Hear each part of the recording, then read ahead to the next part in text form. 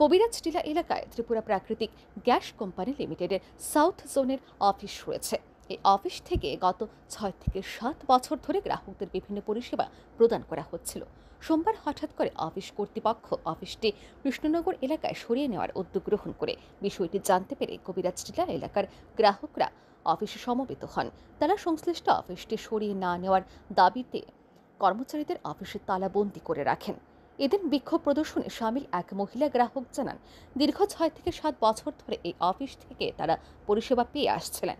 আপদ বিপদে কর্মীরা গ্রাহকদের সহযোগিতা করে আসছিল।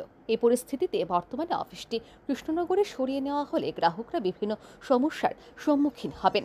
তাই টিএনজিসিএল এর এই সাউথ জোনের অফিসটি সংশ্লিষ্ট স্থানেই বহাল দাবিতে তারা বিক্ষোভের সামিল হয়েছেন বলে জানান তিনি।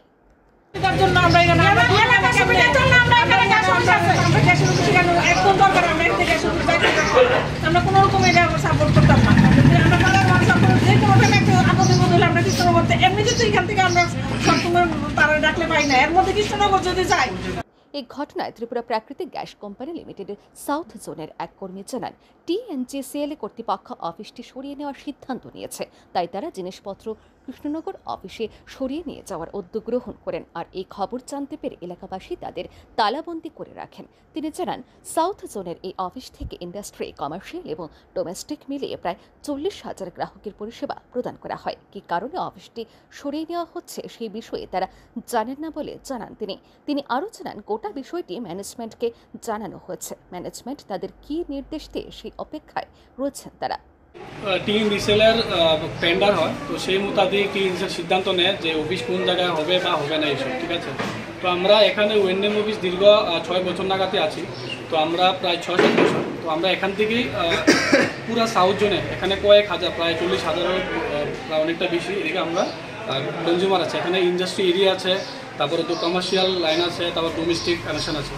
তো আমরা অ্যাজ এ ওয়েন্ডার স্টাফ হিসাবে ওদেরকে পরিষেবা দিতে লাগে। তো হঠাৎ অফিস থেকে ইনস্ট্রাকশন এসেছে যে আমাদের একটা অফিস থেকে এখানে শিফট করে কৃষ্ণনগর নেওয়া হবে। অ্যাকচুয়ালি দেখা যাচ্ছে যে গত আমরা এখান থেকে যে পরিষেবা দিতে হিমশিম খাচ্ছি, কিন্তু এখন অফিসিয়াল সিদ্ধান্ত আমার তো কিছু করার নেই। তো আমরা সেই মোতাবেক আমরা জাস্ট মালপত্রগুলো আমরা গুছাচ্ছিলাম। ঠিক তেমন সময়ে প্রায় এখানে শতাধিক লোক, এখানে এরিয়ার জনসাধারণ যারা এখন চাচ্ছে যে অফিসটা এখান থেকে না যাক, আমাদের সকল স্টাফকে তালাবন্দি করে রেখেছি। তো আমরা এখন নির্বিকার কিছু করার নেই, কারণ আমরা ম্যানেজমেন্টের কথা অনুযায়ী চলতে হবে। তো এখন বাকি দেখি ম্যানেজমেন্ট কী সিদ্ধান্ত নেয় সেই নির্মিত মোতাবেক আমাদের চলা হবে।